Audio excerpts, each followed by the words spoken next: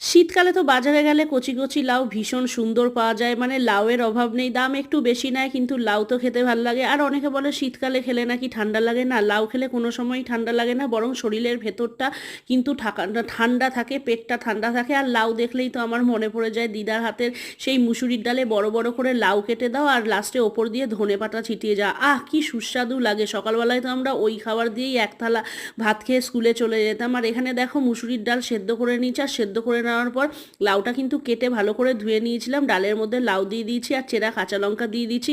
আর ওপর দিয়ে যতক্ষণ ধরে এরকম ফেনা উঠবে ততক্ষণ ধরেই কিন্তু ফেনাটা কিন্তু তোমরা ফেলে ফেলে দেবে।